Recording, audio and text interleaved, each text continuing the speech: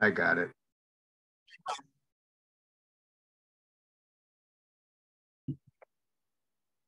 All right. You ready, Randy? Right. Hey, Rob, how's it going, man? It's been a long time. It has. Nice to reconnect. Sorry, I'm not visually in person. I'm driving home from work. I have a 45-minute commute now that I'm not in Michigan. So. Yeah, no, it's good to see. It's good to hear from you. But yeah, let's get started, and I'll show you what we're doing in here. This could be a bit of a whirlwind, but I want you all to know that like this could definitely just be the start of a conversation. This isn't a one-time kind of deal. The whole point of what we're trying to do here is to connect with the community. But I'll just start. I'm Bryce Johnson. I work at.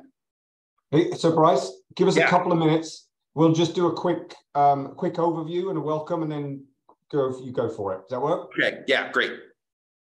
Done. All right, Randy. Do you want to press F5 on that?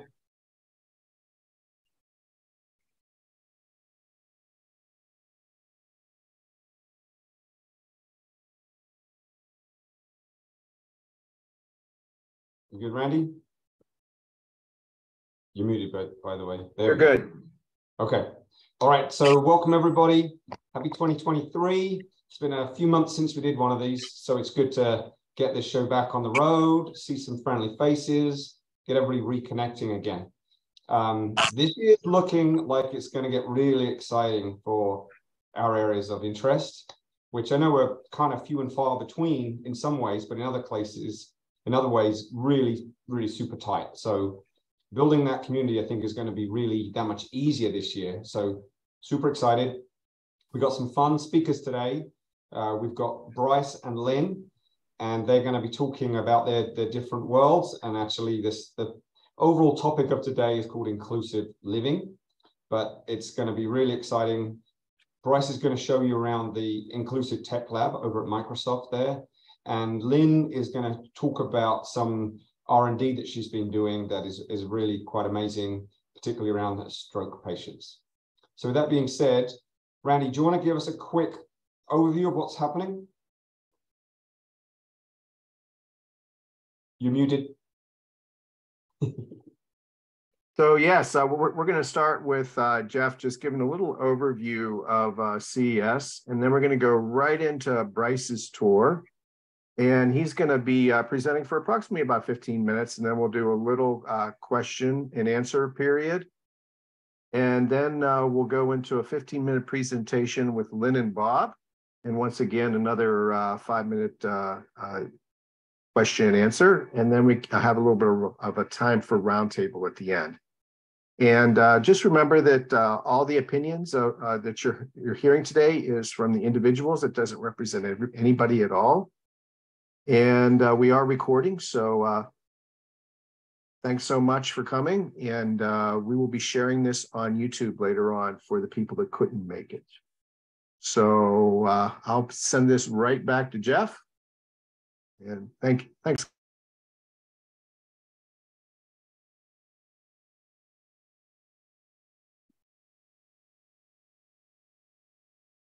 Jeff, you're muted.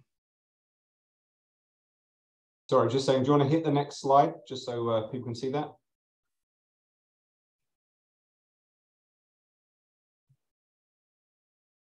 No, Randy, yeah. Randy, hit number 2 there.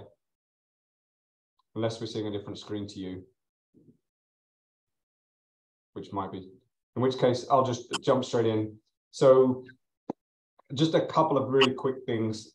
I just got back from CES. I know Teresa, who couldn't make it today, was there as well. Was anybody else at CES this year? No, it was absolutely mind-blowing. For the first moment I arrived, all the way through to the day 5 being there, I think I walked like 25 miles, but tons of interesting tech. A lot of it actually could potentially help the inclusive world.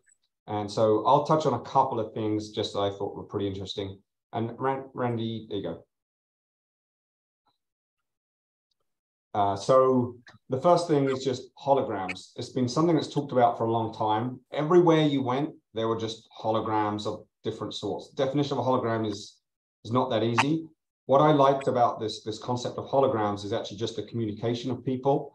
So it actually ended up just making it this next generation of FaceTime, this next generation of being able to beam into Bryce's lab is just going to be that much easier and that much better. There's a couple of images here that you can see of different things. They didn't, funnily enough, work out very well on the camera. This one on the left was a near photorealistic robot that was moving around, and it was like 20 foot tall. It was really crazy cool. On the right-hand side, you can see me standing in a box. Apart from that is not me. That's a hologram of me. I'm about 50 foot to the side, moving around, and it keeps all those animations. So it really brings people into the same room. It is big enough to fit in a wheelchair, for example. So it's just a really interesting communication key that actually can also be voice activated, which is pretty darn cool. The other one is the background here, which is and there are literally, I want to say, at least 10 different types of hologram there. So even the very definition of what a hologram is being defined this year. But that other one was one you could move into and therefore have a full 360 experience. So kind of like VR, apart from you don't have to wear a headset. So as you went in there, and it's hard to see, unfortunately, because of this image, but there's this like 2 foot wide or high kind of panoramic view, and it would track your body movements and your head to actually change the things around you that you interacted with. So therefore, actually making it that much more accessible for everyone to have these really cool experiences. Next one. The last one here that I just want to talk about is the headsets. You know, I love the headsets, but what's really cool about the headsets this year are two key things. One, multiple sensory add-ons. So whether that is improved hand tracking, whether that is virtual smells, whether that is face tracking, whether that is eye tracking, these are all things that used to be very niche and now are being applied to these headsets. Why do people like me care? When we develop software, in fact, one of our friends who is a tetraplegic just got his headset. I'm heading up there this week to help him set it up. But the big issue is like, what experiences are applicable to him? Now with the eye tracking, that all of a sudden exposes a lot more potential capabilities for companies like ours to actually make that software for him. The big one for me definitely of the show was the Vive announcement, which is the one on the right-hand side. And so just in case anyone knows, I say goodbye VR and AR and hello mixed reality, because this is really cool. The key difference is it has this thing called pass-through. So you can bring your virtual environment into your real world environment, making it less scary, making it easier to understand what's going on, easier to interact with within your real environment. So super cool. Watch out for a lot of stuff. I'm really excited about it. I think this is the start of a big paradigm shift. The other thing you can probably note is it is tiny. It is a little bit bigger than a pair of glasses, but has the full capabilities of a VR headset and more. So watch this space. If you have any questions at the end, let me know. With that being said, Bryce, over to you, sir. Thanks, Jeff.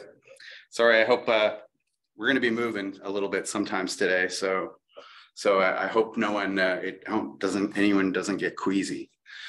Please let me know. Yeah, and actually, if you wanted to spotlight me so that I don't have any slides, we're just going to show you stuff. So the bigger, the better. I'm Bryce Johnson. I work on accessibility for Microsoft hardware, primarily Surface. You may know some of my work. I'm one of the co-inventors of this guy, the Xbox Adaptive Controller. And this product really sort of kickstarted our explorations into hardware accessibility here at Microsoft. I think one of the things that Jeff and I always talk about, and a little bit with Rob too, I'm much more pragmatic. For someone who works at Microsoft, I am actually not really into high tech. I'm trying to find ways to help people be more productive. And I'm trying to find ways to help people be more productive with the tools that they have and what's kind of available to them. So I won't go too far into the adaptive controller because I'm hopefully you folks have seen it. But what I mean by that is like when, sorry, now what I mean by that is that the reason why we still say with traditional switches for a lot of our work, is just because they're so prevalent and they're so easy to kind of get a hold of, and they're so available to folks. And we want to have that for people. The way that we look at our work is that if you think about software accessibility, it could be looked at that software accessibility is just personalization that takes into account human diversity, but hardware is fixed. Hardware is something that doesn't necessarily bend and is fluid like software is. So what we're trying to do in our practice is to think about how hardware can adapt more. And that's where we've come from. That's the whole adaptive controller thing, switches, and thinking about different types of input. And again, I will stay away from the adaptive controller for now. If anyone ever wants to talk about it, I'm always happy to talk about it. But let me show you how we're thinking about this in other ways too in our practice. I'll give you a quick-ish tour of the Inclusive Tech Lab. Oop, I'll go a little slower. It's a little nauseating. We're a facility on the Microsoft campus, a room that's been designed specifically to be as accessible as possible. This is where the disability community comes and interacts with us. Here at Microsoft, we built this place as the house of disability here at the Microsoft campus. I will say that the evolution of our lab compared to a lot of other what people would consider traditional empathy labs is that we're not trying to teach developers about disability or accessibility. That's not our primary goal. That's what we're hoping is a secondary goal. We're trying to be a place that's as accessible as possible. So if we bring in other things into here, we certainly will take advantage of those. So let me sort of ask a question. If I were to ask you to think about a Microsoft Surface, you'd probably think about something like this, PC, type cover, small, stuff like that. But when I think about a Surface, I think especially a Surface Pro, I think about something that my boss, Panos Panay, says is that we're not trying to make a Surface for everybody. We're trying to make a Surface for you. And I think about how this flexibility of this form can be used in a lot of different ways. So what I've got here is I've got a different Surface, right? And this time I have it on a stand. And the reason why I have it on a stand is to get it at a higher eye height level, right? For most people with laptops, you're either craned down to have it at a good typing height, or you're put your keyboard up here so that you can have it at a good eye height. Laptops and traditional machines like that aren't really built for that type of thing. So a lot of what we would talk to is that I would just hear people like say, I just need to get my face closer to the screen. I'm not that blind, right? And so we're trying to meet people where we are. We're trying to think about modularity. And so just by adding a stand and a wireless keyboard, we've all of a sudden changed this whole sort of system. And beyond that, we have a product that we released about a year ago called the Surface Adaptive Kit. And this is a set of aftermarket augmentations that we built to enhance the function for people with disabilities while staying true to the Surface form. And the way that most of them show up is like we have these stickers. These are tactile glue dot stickers to give you a tactile affordance on keys that you might need to press. Blind people will often put glue bumps on their keyboards to denote keys that they really need, or furniture bumps or things like that. And all that stuff, we recognize that need, but we also recognize that if you put a furniture bump on your laptop, that lid's not going to close. And when you put it in your bag, you're going to waste your battery all day. Right? Those types of sort of pragmatic things. So how do we create something that fills that need, and while still the device is used in a way that is optimum for the user? Little things like little flags here. And something that I will give Erin credit for, even though she's not here today, because she's like a total, I don't know, not shower upper. Aaron from Agreed. Craig. Let's call Aaron a total not shower upper. You know, Aaron helped us with things like these little poles that are on here to help people get a better grip on opening a laptop. I think the thing that my colleagues don't understand is that as a laptop gets thinner and sharper and more sleek, it requires more finger dexterity to even open the thing, right? So how do we create poles for those folks? And Aaron, and I joke, but Aaron was instrumental in kind of helping us come to this kind of conclusion. You know, we went and visited Craig Hospital and in the beginning of this, and this is another pole that we have, a lanyard version. But you know, they're strong. Like those, you know, I don't do that lightly. So the way that I think about these when it comes to hardware is I think about devices, accessories, and augmentations. And I think about those three things being combined in ways that give people choice to create a system that works for them. Now, I think one of the challenges that we have as a practice, and one of the things that's really kind of difficult to overcome, you know, and I will say that I understand kind of why this is. When the adaptive controller came out, we worked with so many great people who were motivated to play video games. And what we found was that when we'd go out into the community after it was released, you know, we had a limited set of advisors before we announced it, before we released it. And then when we'd go out into the world after it was released, we'd have a whole community of disabled people who'd never even considered, you know, like playing games, right? So while we're sitting here going, well, you can create the controller that works for you, they're like, I have no idea what works for me. I've never thought about it, right? Last time I saw Rob in person, I think it was at AOTA 2019, 2018? Yeah, 2019. And you know, the Super Bowl ad for the commercial just for the adaptive controller just came out, and I had OT after OT coming up to my booth going, how does this work? And I was like, what do you mean you don't know how it works? Like, we worked with you guys. Like, so it was quite sobering, I think, in many ways. That, and I think it's one of the things that to this day, we're still digging into try to figure out. Like, let's just say as a rule, as a society, we're very used to a consumer culture where I buy something from Amazon, it shows up at my door 2 days later. If it doesn't work exactly how I like it, let alone that I'm going to read the manual, because nobody reads the manual, right? And if it doesn't work exactly how I think it should, I'm going to just send it back. Now, you know, that is really hard to work within when you're talking about such a niche group of users.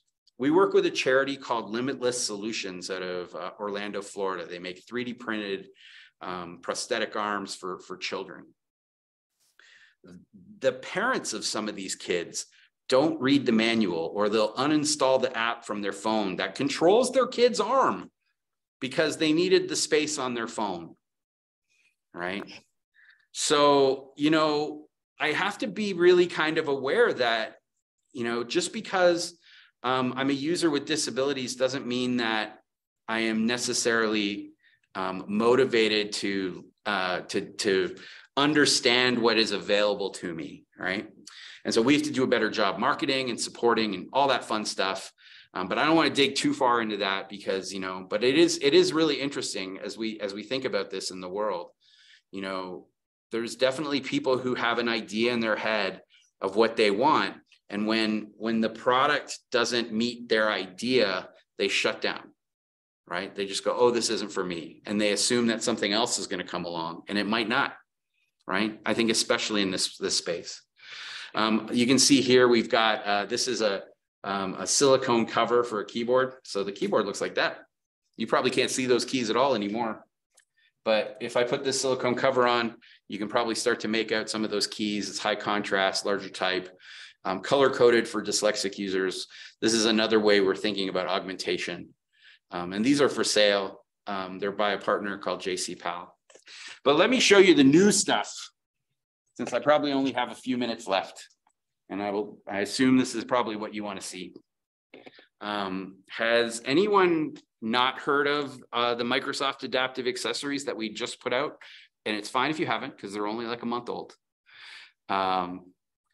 This is, in my mind, the spiritual successor to the adaptive controller.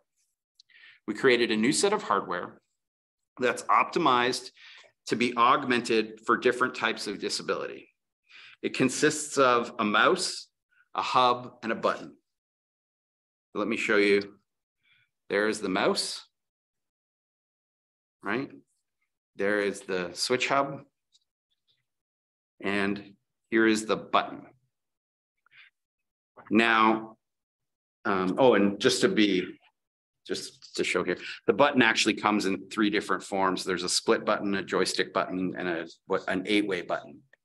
And the way that these augment is that you can basically just twist that, and then it comes off. So these are just toppers. The actual base form of the button is the same for all of them, which is part of the fun part of it.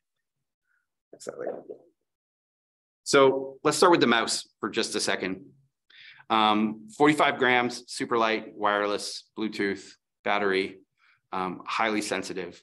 Think we built this for folks with muscular dystrophy, spinal muscular atrophy, who have very little movement, right? Highly sensitive. You can move this thing a millimeter and your mouse will go across the screen if you want to configure it that way. But 45 grams, this is, I struggle to think of a mouse that's lighter than this, right? But the fun thing about it, so works great, little mouse. But the fun thing about mice, in the real world anyway, is that mice have tails. Paige is in here, and she gets to hear me make that crack like multiple times a day. So mice have tails. So this is, I snapped on just a piece of plastic, and now this is what you would probably consider a traditional mouse. But beyond that, using 3D printing, you can start to do some real fun stuff. So this is an augmentation for this mouse, a mouse tail, that was designed by the designer of the mouse, whose daughter has cerebral palsy. Her fingers would fall off mouse buttons, and her involuntary movement would cause her to activate mouse buttons when she didn't want to, or spin the wheel. So what he did was he put in these grooves. So there's these grooves for her fingers to sit in. They help keep them in place. There's this guard here to stop her from hitting the wheel. There is extra plastic. So it is actually harder for her to press the mouse because she has high tone, right? And then on the bottom of the mouse, there's these little holes that are in this thumb guard, or this thumb support. And those holes grip the table. So it gives her resistance. And that resistance gives her precision, because again, she doesn't have fine motor control, So that's one example of an augmentation. We've designed a mouse that also can fit into a flip-flop. We've designed a shoe version of this mouse. And all of these designs are up on Shapeways, so that you can either go to Shapeways and get the 3D printed files and download them and attach them to your Microsoft Adaptive Accessories. Or if you're not into 3D printing, you can just buy the part from Shapeways.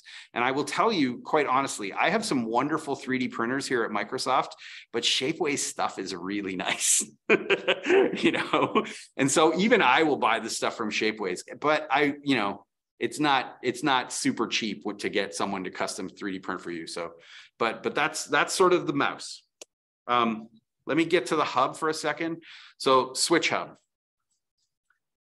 This hub will do any mouse or keyboard command, macro, keyboard shortcut. It'll open apps or files. You can map it to do all kinds of things.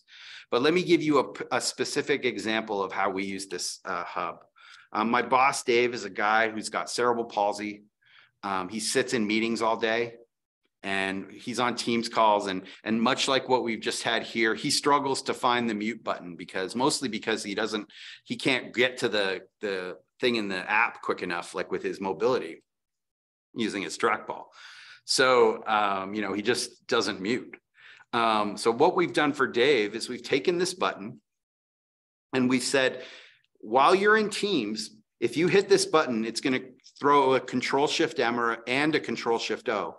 So it'll throw 2 keyboard shortcuts 3 key keyboard shortcuts, which Dave cannot do as someone with cerebral palsy. And, you know, he can have one button, it'll mute his mic and turn his camera off, right? One button. Now, I keep saying in Teams because the hub is smart enough to be programmed so that this button does that in Teams, but this button can do something completely different in Word or Outlook or IE or whatever you have. So that's the hub. Hub's the brains. Now let's talk about the button for a second. The button, this is the first time that we've designed a button because while we certainly want to support regular switches, we had an opportunity to do something unique.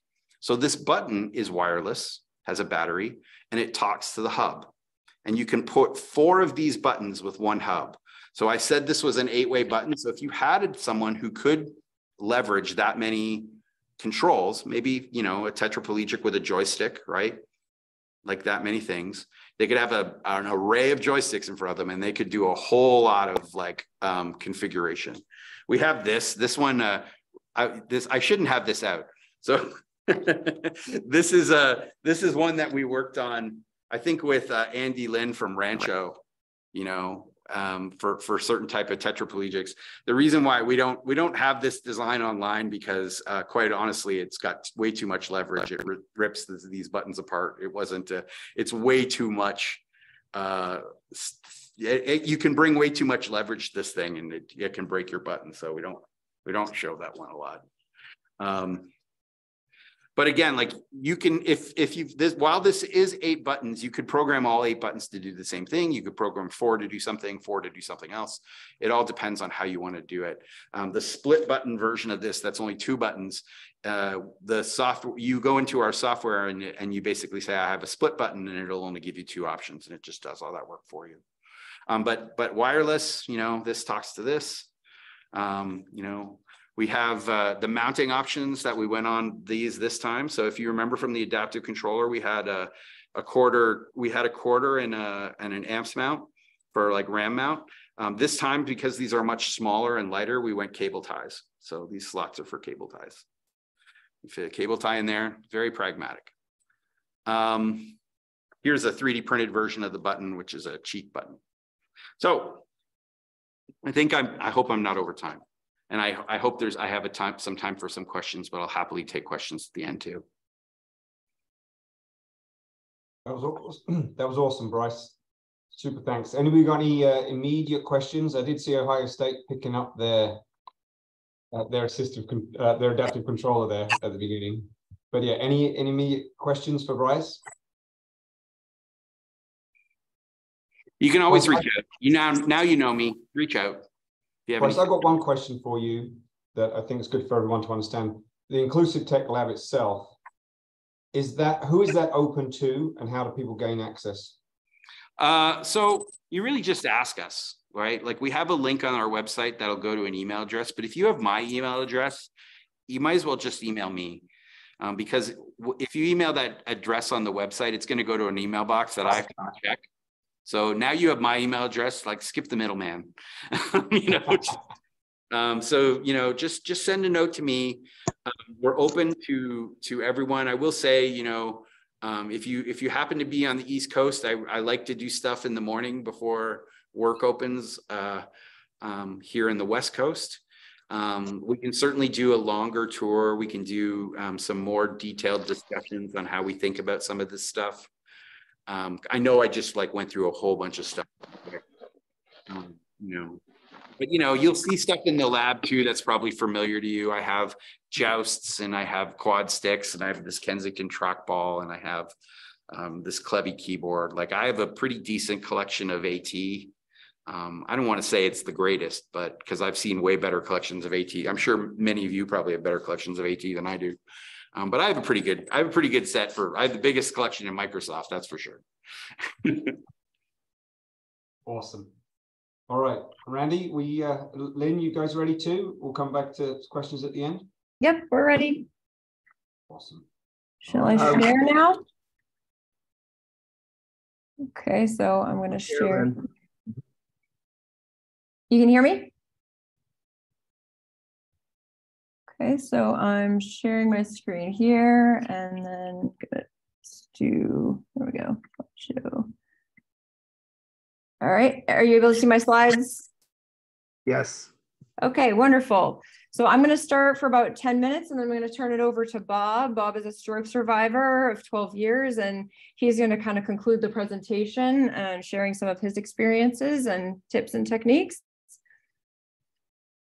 So we were formerly GamesThatMoveYou. We're in the process of a rebranding to RX Games, which is a name that combines the serious nature of what we do, prescription, with games and fun. So we feel like it fits us nicely. Our model is that we are trying to bring together therapists and technology in a partnership to support both better patient outcomes and higher patient satisfaction. So why did we end up going the rehab gaming route? I'm going to speak to you a little bit about the research. We've been doing this for 11 years now. We've been at it for a long time. We know all the research in the area and we've done a lot of our own research. And this is kind of our motivation for getting started with this. So one of the main things to consider is that physical activity is a big problem for people with neurological disabilities. We know that it's best practice for therapists to address physical inactivity with patients.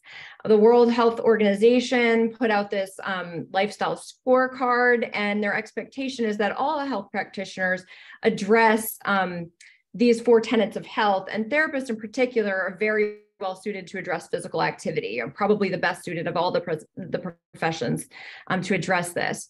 American Physical Therapy Association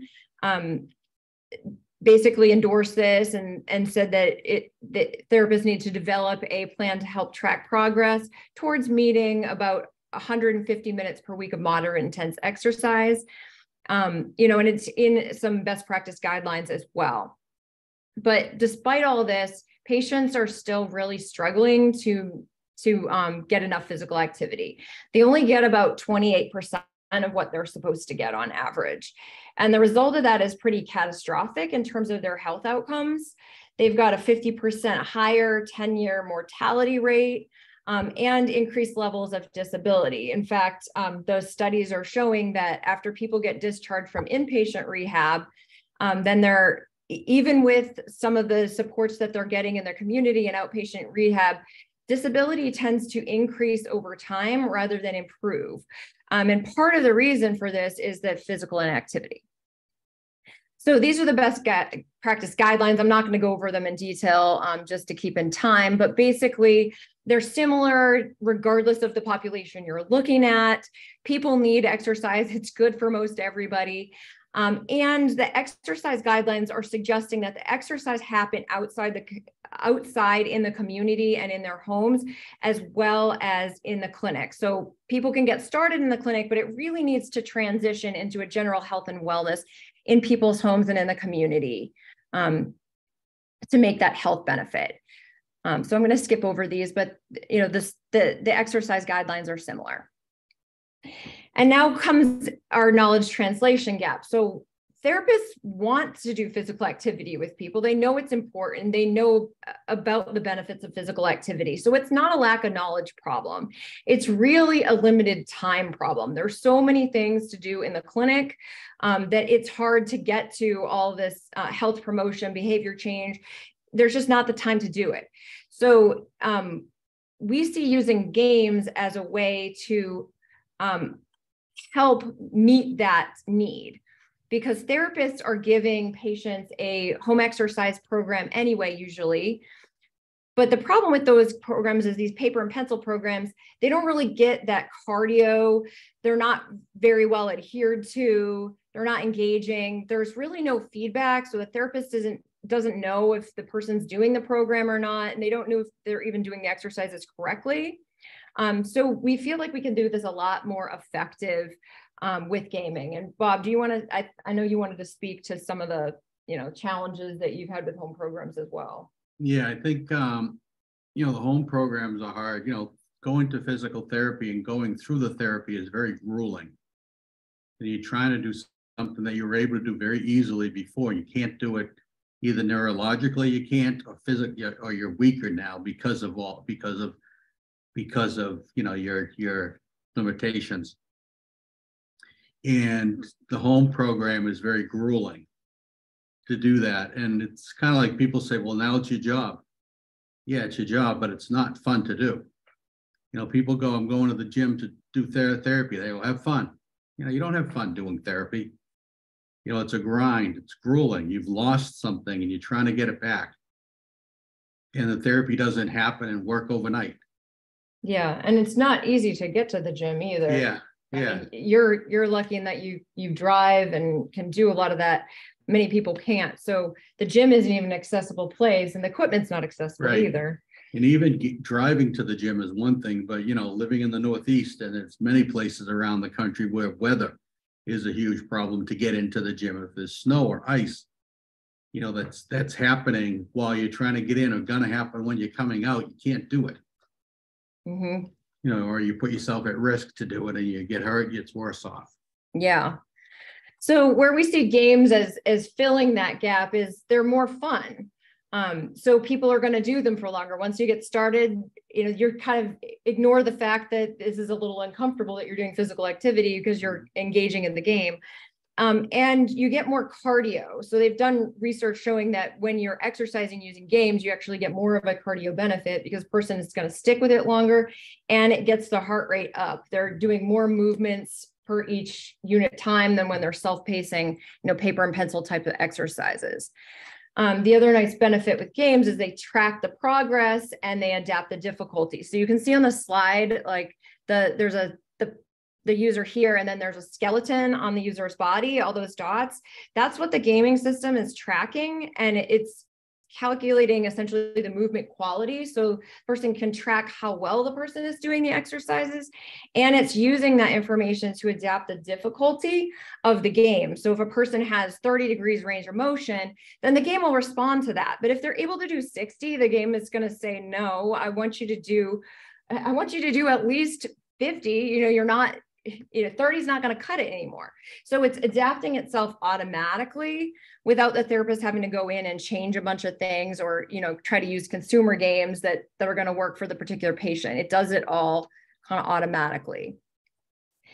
The other main reason why we got into rehab gaming as a solution is better carryover of rehab gains to daily activities.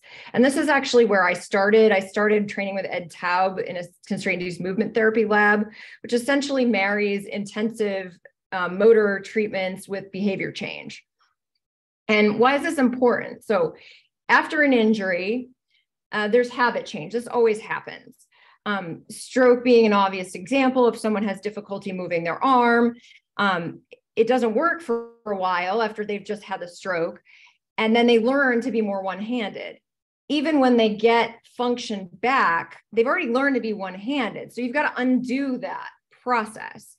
You see the same thing with ACL injuries and orthopedic injuries. So it's not specific to just neurologic injury. Anytime someone has an injury, they're going to adapt. And then once you improve their function, you got to get them to adapt back and into doing those everyday kinds of things. So we know that with this very limited carryover from clinic to home, like the research is very clear on this, it doesn't happen automatically. Carryover is pretty much non-existent unless you address that problem through behavior change techniques. So there's a specific package of behavioral techniques you can use. It's used in constraint-induced movement therapy and other therapies that have been adapted off of that. In the presentation, I have a QR code. So if you're interested in those behavior change techniques, there's more information there. But limited time is the major barrier. So again, behavior change techniques are best practice. They work to promote carryover. It doesn't happen unless you do them, but the therapists are having trouble juggling, how do I do behavior change when I only have so many hours with the person in clinic, and I also have to do all this motor practice. So the reason that we saw gaming as a solution is because now you can do it through a home exercise program. We ran a vigorous multi-site trial recently, which is 167 stroke survivors, and we tested a different model of care. The model of care that we used was a rehab gaming home practice program. So essentially, instead of doing motor practice in the clinic with the therapist assign the home practice program. They do it all independently at home. And the therapist spends their in-clinic time doing behavior change and functional practice, talking about, well, how are you going to translate this into your everyday activities, and going through those behavior change techniques like self-monitoring, action planning, that sort of thing. These are some of the behavior change techniques, and there's the QR code if you want more information on them. But the results were as we would expect. In these blue bars here, the therapy groups that did the home exercise program with the gaming and used in-clinic time strictly for behavior change, so there wasn't much motor practice actually happening during that therapy time, they showed much better carryover to everyday activities, whereas the traditional therapy group, like other research, the carryover didn't happen. And the motor gains were the same. So even though they were getting most of their motor practice through a home exercise program, game-based home exercise program, they still improved in terms of motor function just as much as if they had their motor therapy in the clinic. So we can give them better outcomes because they get the carryover plus the motor improvement instead of just the motor improvement that doesn't carry over.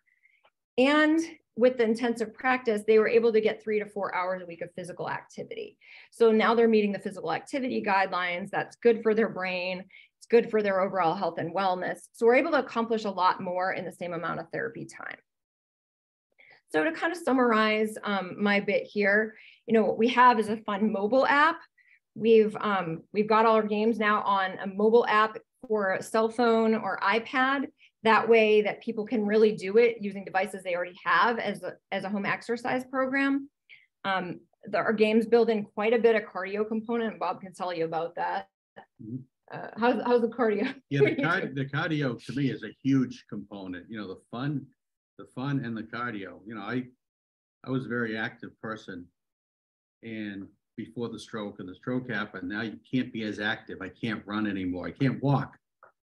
It's hard to do a lot of those things. And I come in and I do this, and I'm doing constant movement. And it's fun. It's a fun game to do. There's things that happen that reward you for doing. You jump a hurdle and you're rewarded for that. And it feels good to do that. And then the cardio, you do it for a couple minutes, and then you're like, oh, wait a minute, I'm sweating here too. So there's a cardio component, which is good for your heart, but it's also just, it's like that runner's high you get when you run and you're sweating, you feel good about it. I get this from doing these games. Yeah, so it kind of is a double whammy. It does your physical therapy, but it also gives you some cardio at the same time. Yeah, exactly. So it's not like you have to work on physical activity promotion because you just give the home exercise program and then you're getting that too. Yeah. So I summarized the patient outcomes and how we can improve those by changing the model of care. We get outcomes tracking, which allows for remote therapeutic monitoring. It also allows for building in behavior change because it creates that sense of accountability. And it progresses the difficulty automatically. So when a person's discharged, they can keep doing their home exercise program. They continue to improve. It's going to continue to adjust the difficulty based on their improvement. Right now we have over 30 games and more than 100 different physical therapy exercises in the app. So I wanted to turn it over now to Bob. This is just a video of Bob, playing the game. So do you want to share some of your experience? Yeah, my experience doing this, I've been doing it now for about a year. Every few weeks I come in and work with Lynne and go through the games. And I just find it's fun. I look forward to coming here and doing it. It's fun. I'm playing a video game. I'm in a video game. People that have kids, you can't get your kids away from video games, and adults get hooked on it. It's the same idea. I'm in a video game. I'm rowing a kayak, with my arm. And if I don't do it correctly, it won't go. It'll make me do it, or make me keep doing it till I'm correct. And, I'm doing that. And so I'm gaining benefits of the neuro aspect of it, being able to move my arm and build strength in that. And I'll keep coming back to it. It's fun. It's fun. I enjoy doing the exercise. It's not a grind to come in. I'm playing a video game. I'm in the video game. And I see in the limited time that I'm doing it, I see strength in my arm, and the cardio aspect of it, I see the strength. And as I go through it, I find that I have more and more stamina doing it. I can play the game for longer as I keep doing it. So it's helping the cardio aspect of it as well. So there's a huge benefit to that. And, and I do other things with other therapists where I work on the strength, but the games help with the strength and the things that I need from the physical therapist, as well as the neuro aspects of it and being able to do things that I couldn't do before. So what would you, we've got some clinicians on the call here. Are there any messages you'd like to give to clinicians who are treating people who've had stroke or brain injury? I think the biggest take, I have is that it's, the whole therapy aspect of it is a grind. And people that tell you that they understand it really don't until you've kind of gone through it. Hopefully you never have to, but it's a grind doing it, and using the gaming tools and the games it's fun. The grind is gone. So it's enjoyable to do that, and you can track your progress as you're going. And you do make improvements. People say, you don't make improvements. Stroke patients don't make improvement after a period of time. Well, you do. Number one, you improve your deficits, but you also feel better because now I can get a sweat in. I can come and work out and get a sweat in for an hour and a half, or shorter period of time if that's the case. The games you can play for, I can play a game for 15 minutes or 20 minutes, or I could play it for an hour or longer, or do it different days and different things, and focus on different aspects of my body. One might be cardio, one might be strengthening my arm. And other parts, we did some work yesterday. A lot of it was leg work. And I felt that. So it helped strengthen my legs yesterday and maybe help with some of the movement. What would you say the learning curve is like? So for someone learning to play the game, about how long does it take to learn each kind of therapy game? I don't think there's a long learning curve, because the game continues to go. And even, if you do a movement and you didn't do it right, you're still doing that movement. And you learn, to kind of do the exercise that's moving your leg or moving your arm. So you learn how to do it. And then, there's a lot of different games. And as you focus on a couple of them, you understand that game and understand what you need to do. And, I've commented to Lynne in the past that even if, I don't do something, I don't shuffle to the right or to the left quick enough and, successfully do what I'm supposed to be doing, I'm still doing that movement and still getting benefit out of it. And I find that I take that, the things that I have a problem doing on the days, if I go to the gym or I go to the track to do some things and have a plate, or even at home, just to be able to hold on to something and move side to side. I do it. I can focus on some of those things and the behavior changes that, that you need to have as well. Because I'm doing these games and enjoying them, I'm much more conscious of, simple things like flipping a switch, a light switch. I do now with my left hand. And I wouldn't have before. I would have just used the good arm. Now I use the other one and just flip the switch. And it's not perfect yet, but it's, it's progress. It doesn't have to be. Yeah, it's just, it's the beginning of it. And so I think to clinicians, I would say that it adds to what's going on in the, in therapy, in-house, or, if you go to therapy. And it's hard to do the same thing you did in therapy at home. For a stroke patient, you can't move your arm, or I can't move my leg without somebody helping me do that. So it's not like you can say, hey, go do this at home. I can't. So, doing something like the gaming where you can do it, certainly helps significantly. Mm-hmm. Great. Well, that's our presentation. We're open to some questions. Lynne, I think you have some questions in the chat. Oh,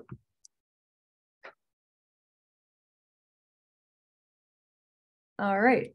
So where the name of it will be RX Games. So we haven't rolled it out yet. We've got it on the phone. We're testing it on the phone, but we want every kink to be out of it before we roll it out clinically, but it will be RX Games. Is the all input by motion detection? Yes. So the app uses the camera that's on the cell phone or the mobile device, and that is what's tracking the body movement. And so all you need is that mobile device. It's like a complete package just in the mobile device that the person already has, because it acts as the sensor. So what you do is you just take your cell phone, hook it up into like a little stand here, stick it on a mantle in front of your TV, smart connect it to the TV, or you could plug it in via HDMI adapter to your television. That way you got a nice big screen, but the game, all the app is actually running right off the phone. And then it's tracking the person's movements as they're playing. And you can use whatever display you want connected to your phone. Yes, so it's similar to the Kinect. Now it's using the Google AI skeleton, but similar to the Kinect idea, but now you don't need the separate Kinect device. So it works on the mobile phone. Have we considered using Bryce's solutions in your games? We don't really need much hardware because there's really no controller aside from the person's body. So essentially, our app sort of is like it's a software solution that is similar. So for example, and it adapts automatically to what the person can do. So for example, our upper extremity game, you may have people who have 30 degrees range of motion in proximal joints, and you may have people who have 80. The game is going to recognize how much the person can do consistently. And if they've got 30, that's all it's going to expect from them. But if they've got 80, it's not going to work when they only do 30. So it adapts to make sure that the person's putting in good effort to what they're capable of, but using more software solution than a hardware solution. Our goal is to try to keep it as portable as possible. So you could have a home health therapist, have it on their cell phone, go into a patient's home, get it up and running. Or you could have them push the prescription to the patient's cell phone and do it. And they can continue to do it as homework. Would you be interested in an input device for independently measuring foot flexion? I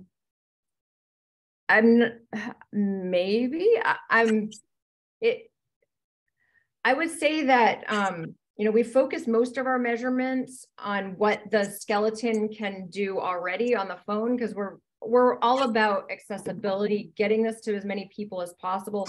Home exercise programs, when you have a lot of different device inputs, they tend to work better in the clinic.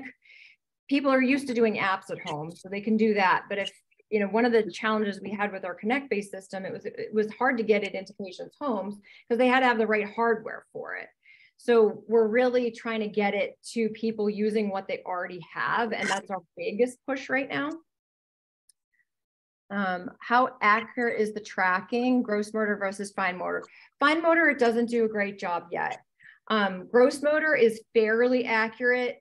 I would say the least accurate is in the deep plane or the sagittal plane. It does pretty well in this plane of movement. And even in the, in the sagittal plane, it's usually accurate to about 10 degrees. In the XY plane or coronal plane, it's accurate to a couple of degrees. So it's pretty good.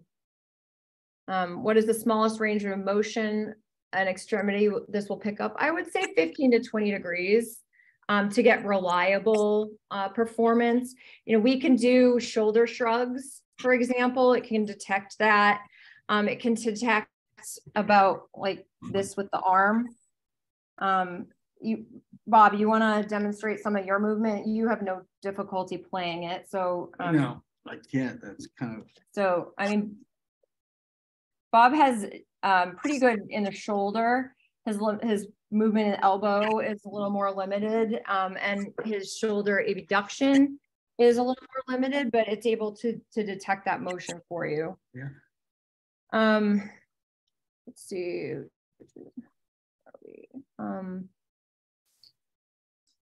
Smartwatch. So we haven't been using the smartwatch because we were using a Pebble Time for a while, smartwatch, to do some more of the behavior change and kind of prompt them if people weren't moving it. But Pebble Time ended up getting bought, so we haven't pushed that over. We still think it's a good idea. So hopefully someone else takes that up and rolls with it, or that can be a thing we do in the future.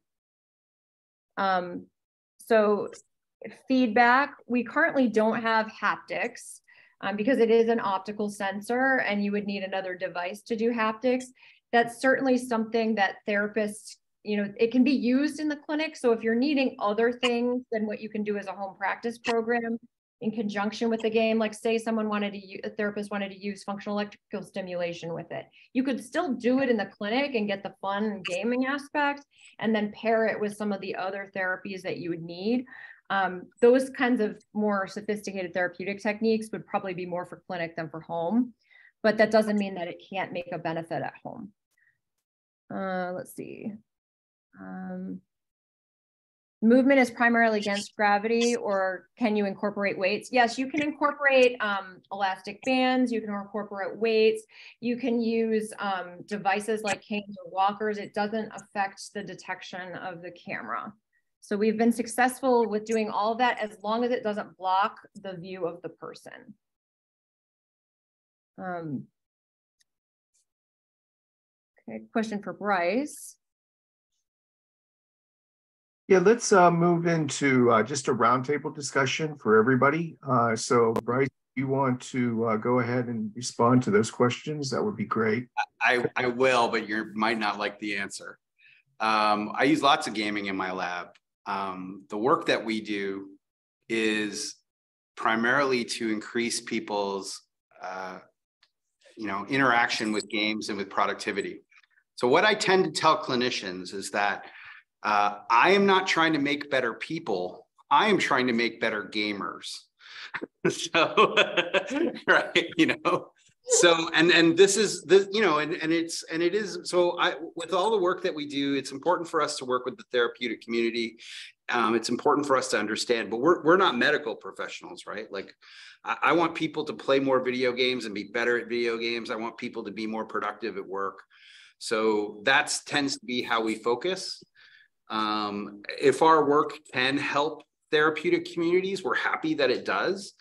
And I don't want to say that we won't ever do it in the future. We certainly touch on that. I think it's just weirdness of a mega corporation like Microsoft. Like I've never met anybody in our health team, right?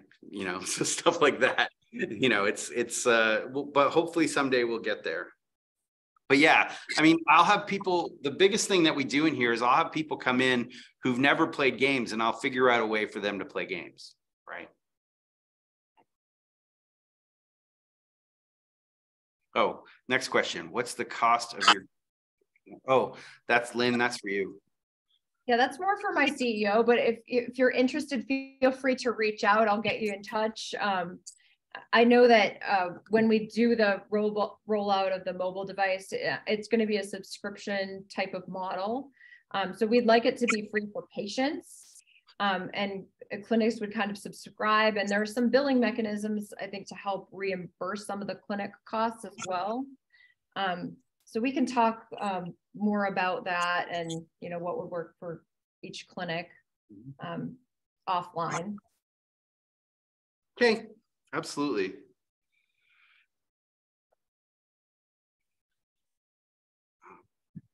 Bryce, there's another one for you there. And feel free to everyone to unmute and ask questions aloud as well. Yeah, so I think my email address is in the meeting invite, is it?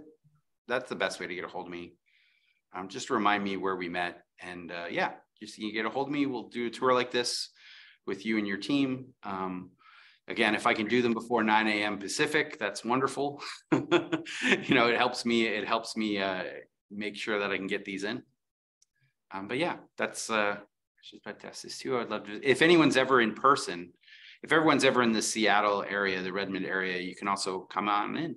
We can hook that up as well. Christy from the OSU AT Center.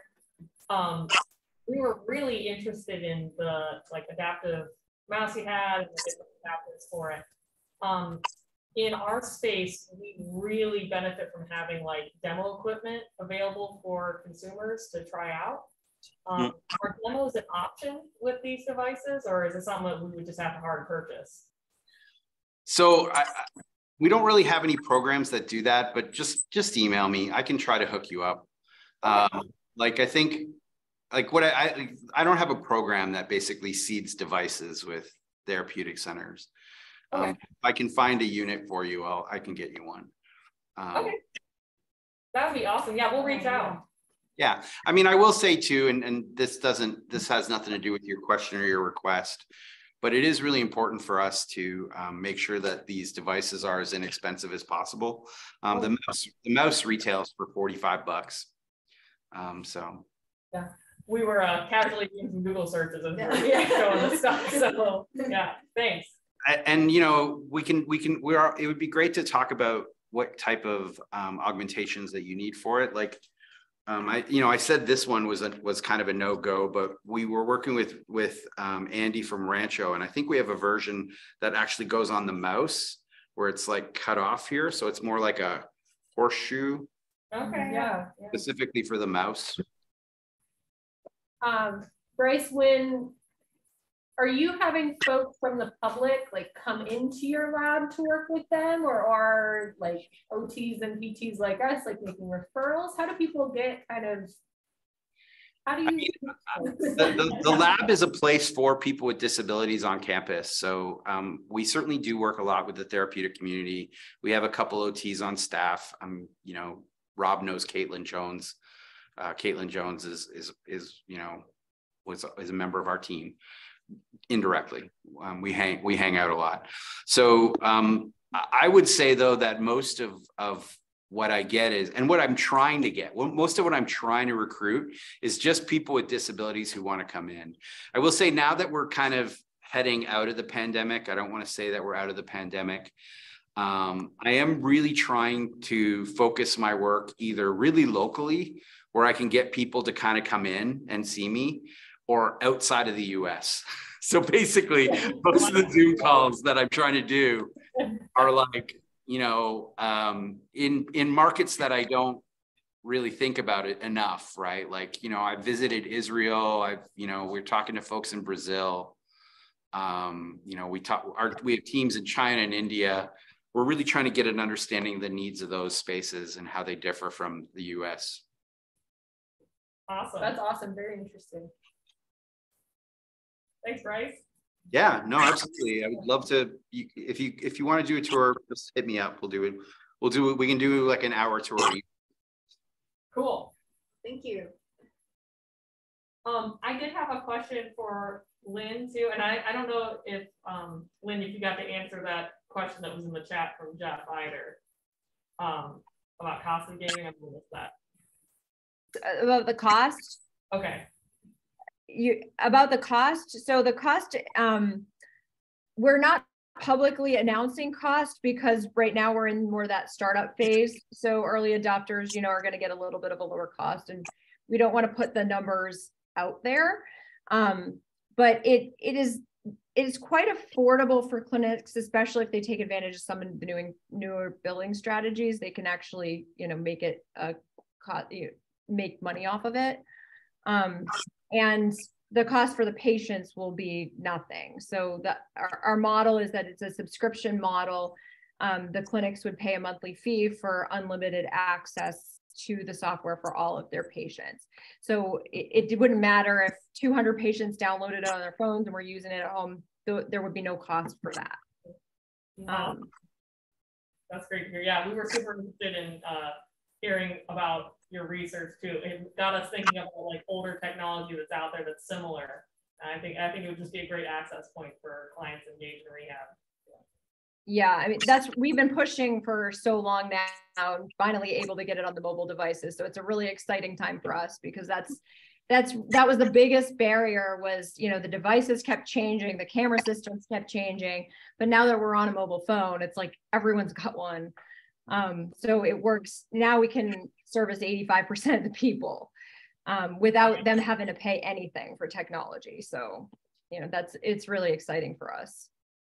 And that Google AI skeleton, that doesn't require trackers for them to physically place on their body? Or... No, there's no setup. So it's just like, you just open the app, you just click on it, it opens and you play. So it's really easy for patients to use. I mean, on the therapist end, there's a little, it's pretty quick to program it. You just push which games, and then, you know, it generates like gosh, the tech people would be better at describing this, but like a code. And then the patient's phone, they just, you know, QR code it or whatever. And then it downloads the games that are for them. So like, they're not having to browse through a whole bunch of things that aren't going to be appropriate. And then they just would launch the app and it would go and it would just take them through their exercise prescription. So we've made it so that it's like super easy to use in the patient end.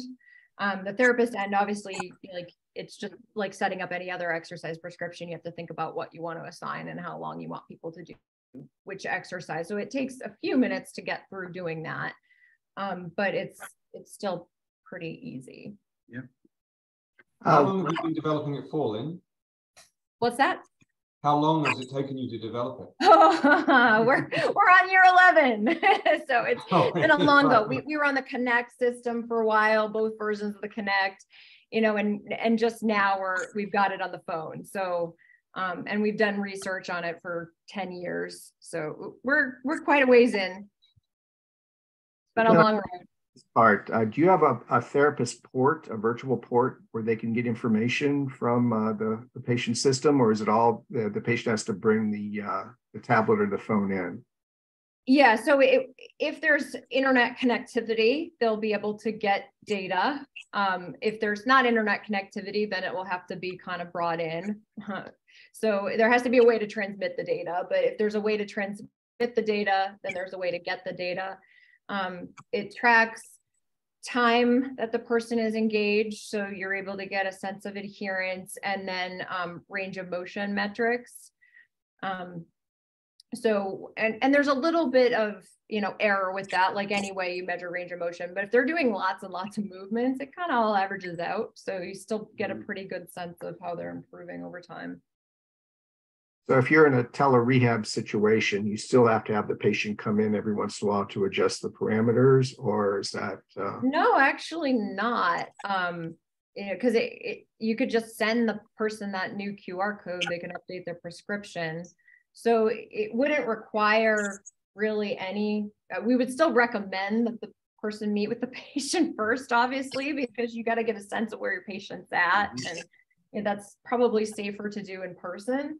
But after that, in our clinical trials, we did a lot of stuff completely remote after that point, where all the motor practice was through the game, and then they were meeting with the therapist virtually, largely for behavior change. You know, they had a camera set up and where they'd go around the house and practice different activities in their home for some of the behavior change aspects. But the gaming stuff was completely unsupervised. So the therapist wasn't watching them do it. There was no video feed during that. It was completely, after they spent, you know, half an hour or so learning what they were supposed to do, they were completely on their own with that. Are you applying for FDA approval? I know that's really expensive, and it's. Yeah, they changed it. So like the current regulations are you actually don't if it's for like an exercise application, and it depends on how you're marketing it. So if you're saying like, hey, we're going to cure motor disability here, like, yeah, we would need FDA approval for that. But, you know, if we're saying this is a way to do your home exercises, then we don't need FDA approval for that. So we don't actually have to go through that, but we do have quite a bit of clinical data that show that, you know, this works as well as any other kind of exercise you would do. Bryce, question for you. So you built the Zac, then you've been building all these smart toys, or, you know, useful things for having a better life, better gaming experience. What do you got coming up in 2023? I can't disclose that. I will say, you know, we're always looking at stuff, but like, I think quite honestly, you know, we want to see how the adaptive accessories go out into the world. You know, we still are supporting the adaptive controller as best we can. But I think like what we learned from the adaptive controller is that there's definitely a higher support need for the customers of that product than say a typical controller. And our business needs to account for that. Right now, you know, just to be honest with everybody, it is tricky enough for us to get this stuff built. If I showed up day one and said, hey, build this thing. Oh, by the way, you've got to have a dedicated staff of support people once this product launches to like go out into the world. I'd never get past go, right? You know, we're always, so, you know, that's me being honest, and that's not an excuse. We certainly know what we're trying to do. And there's a bunch of things, you know, when the adaptive controller first came out, I was angry at things like AbleNet for like wire switches, $70, right? And now I'm a lot less angry because I realize that like, that some of those business models that are based on medical models, they provide support that we can't support. I don't have a rep that's going to come to your facility and like talk to you. Like we just don't have those staff, and so we have to play where I think we're good at playing. So yeah, I will try to keep putting out consumer products. We will try to figure out new ways. Let me give you an example from the education world. I have teachers all the time that tell me we don't give them enough documentation. We don't do this and that. And we put lots of documentation online. For some reason, it's just not in a place where they can find it, or they're not able to find it. Yet at the same time, I've got these same teachers that have found like an Etsy solution because their friend recommended it. And now it's part of the curriculum, right? Like a one-man shop. And I'm quite confident that there's a bunch of you in your communities that have like this tool that was really important to your practice. And then the guy retired or went out of business and closed his garage, right? You know, and now all of a sudden it's not there anymore. So, you know, I have that. And then these teachers at the same time are saying, listen, my parents, like I can't support my parents because I can't communicate to them in a way. They don't want an email from me telling them like what their kid is. They want like an Instagram video. So there's all these ranges of communication that we're in right now, that where people expect to have information given to them in a specific way, you know, and it's going to get interesting, right? Like it's going to get interesting. We just put out a bunch of videos for the adaptive accessories where we worked with some YouTubers to make sure that they could tell their authentic stories, because we know that like we can't show up as Microsoft and go, hey, do you have cerebral palsy? You need to do this. Like, so we don't do that, you know. So we just talk about what the product does. Another one for you, Bryce. So most of the equipment you've shown us has been all upper body extremity things. Mm-hmm. Do you have any equipment that is lower body? Well, I mean, lower body in the sense that like we put switches on people's feet, you know, so we certainly do that. But I mean, again, not being a medical practice, right? The only thing I'm trying to get around is the fact for my mobility cases. For other cases, it's something different. Is that as an industry, we expect people to have fluid, like they're expected to have fine motor control and strength in their hands and fluidity and precision. And we're trying to create tools for people who don't have that in their hands. Yeah. So I don't have any, I mean, I put a mouse in a shoe. I put the adaptive mouse in like a flip-flop, but that's only because I had an ALS patient that couldn't use their hands. Are you thinking of me? Are you thinking of me, Jeff, in the asset? I am, yeah. I want to get cool. Get you to see this at some point, Bryce, and I think I've contacted you in the past. Oh yeah, we've talked before, Rick, haven't we? Yeah, okay. It's been a long time, and I've found that I can't get this funded just on the basis of being an adaptive device. There's just, and I've talked to Mark Barley, and there's just a lack of funding for that. But there might be. I would look into like carpal tunnel. That's where I think we're looking right now. Like basically older adults who've used mouse and keyboard their entire lives, and then clinicians, well-meaning clinicians like you, once they get carpal tunnel, will say things like, "You got to learn Dragon now." And then what do these people do? Well, they don't learn Dragon. They're not going to relearn how to use their computer. They'll fight through the pain. They'll ration. So I think there is definitely something there for that repetitive stress audience when it comes to feet interfaces. That might actually be a bigger audience. The upper limb disabled people with upper limb differences. I do get emails from people, but I haven't made it to prompt market yet. So I'm still looking for that funding to bring a product to market, and so it's helpful. But you're working with both Xbox games and PC games, I presume. Yeah, and mostly I haven't really done gaming exclusively since the launch of the adaptive controller. The adaptive controller basically opened up a ways for us to think about the way to think about my work is like, how do is to think about disability inclusion through hardware, and so I'm really human computer interaction through that hardware layer. Cool. Hey, do you have any comment on the Sony PlayStation adaptive controller that just came out? It's cool that they did it. I will tell you, I purposely, I think there's a lot of great ideas in it that they, where they've taken criticism that we've got and addressed it. I don't know if it's, I don't want to get into a place where like, I would say one's better than the other. I don't think that's, because I will tell you, if I ever was asked to redesign the adaptive controller, what you'd see would not be what we did. You wouldn't see an iteration of what we did. It would look totally different, right? And I think so having different things out in the world is what the world needs. I purposely have not commented on it publicly just because I don't want anything to get in the way of Sony interacting with the customers. Like no one needs my opinion on this, I haven't seen how it works. That's no one's seen how it works. So. Oh, okay. Yeah. It's magic so far.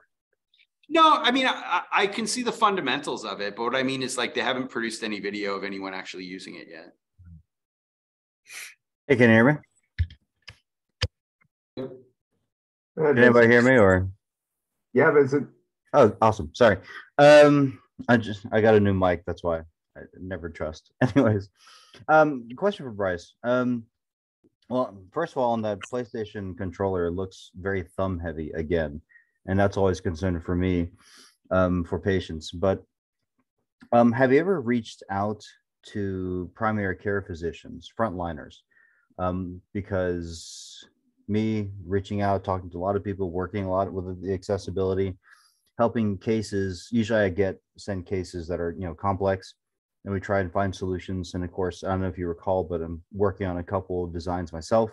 Mm-hmm. But in this case, I guess the question is, have you reached out to primary care physicians?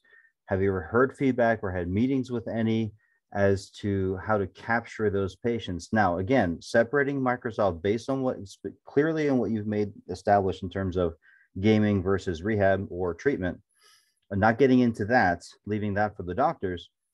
But have you ever talked with them about the population that actually comes into the office versus what's online? Because these are two different populations.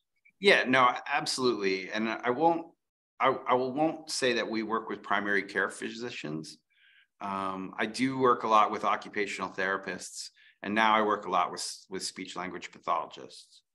So those are primarily in the medical field, and recreational therapists, quite honestly, a lot too. A lot of recreational therapy is now.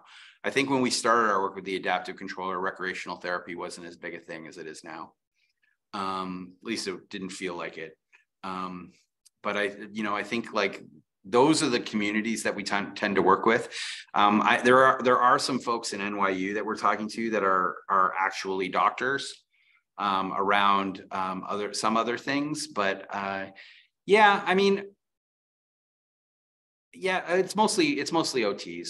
And I will say that the hospitals that we tend to work with are more the local ones. Jeff and I go to Harborview. You know, that's the one that I tend to go to. It's not that I don't want to. I guess it's really just I think, you know, to my to my strange sort of comment before, if I was going to start to reach out to primary care physicians, I'd like to talk to some in India. I'd like to talk to some in Brazil. I'd like to talk to some, you know, in Africa, because the nuance of what they need is really not only interesting, but it makes the product richer.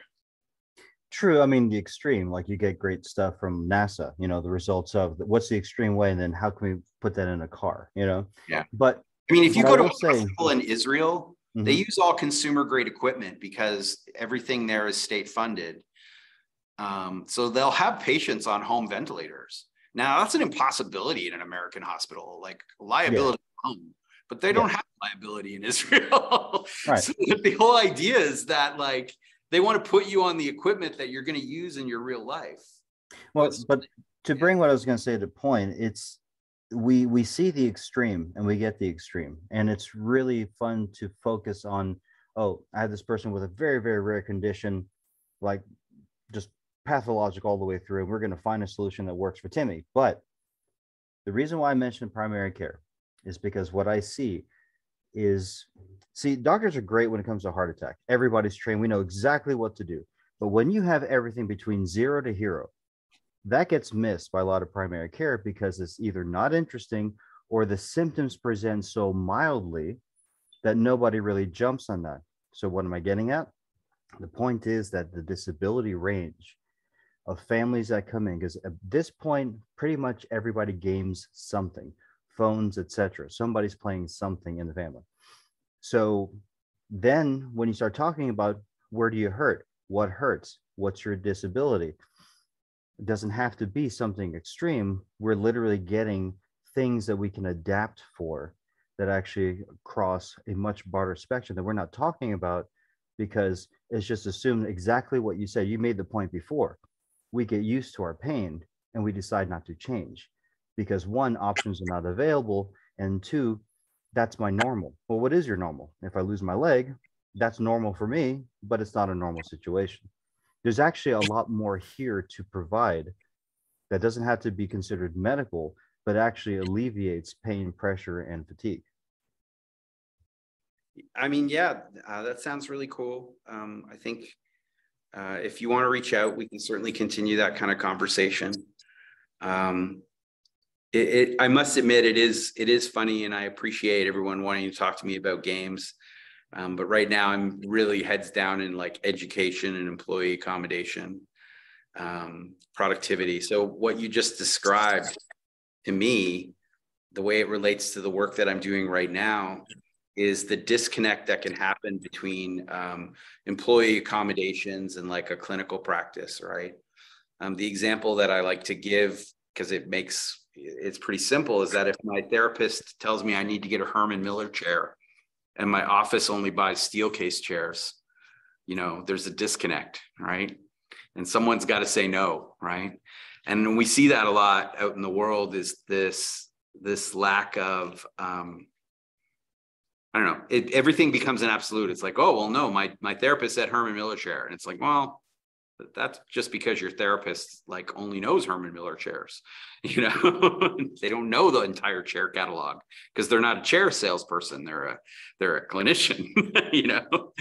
So well, thanks so much, guys. I'm sorry to interrupt, but these are all great questions. I want to thank everybody for coming, and especially Bob and Lynn and Bryce. But we're a little bit over time. And we're going to hand it back to Jeff just to close up. But thanks so much. I really appreciate it. Jeff, you want to take it over? Yeah. So again, Bryce, Lynn, Bob, thanks so much. That was awesome. It's everything we'd want for. And if you're okay, we'll. I mean, I think everybody's got your emails, but we'll send a note just clarifying that. So if they do want to reach out for additional questions, does that work? Other things to note, the next topic will be accessibility peripherals. So Rick and Gabriel and a few others who are actually making some new hardware that hopes to be a game changer for certain audiences. That's going to be the focus of the next session. So we'll get these two and possibly even a couple of extras to just look at some of this new hardware that may make a difference in people's lives. That being said, thanks again. I'm going to leave you with one amazing quote from one amazing person. I'm just going to rephrase it a little bit, right? But we're not making this surface for everyone. We're making this service for you. I think that's brilliant. I think we can adapt that for so many things in life and make this world a better place. What's the date of the next, what's the date of that meeting? You know? We don't know for sure. We'll reach back out. We were thinking about changing from monthly, which is what we were last year, to quarterly, but the kind of agenda items are popping up that we might. One of the things we're changing is that we're going to put this online. Last year we were very offline, it's kind of secretive, but we think it's actually even better if we can get more and more people involved and active, particularly, you know, putting it onto YouTube and things to build a community where everyone learns from this stuff. So we may well we'll at least do one quarterly, but we'll probably have several sessions in between those for just whoever can attend.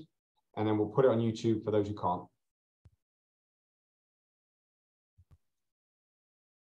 Great. Awesome. Thank you. You really wrap it. Thanks, everyone. Thanks. Thanks, everybody. Bye. Yes.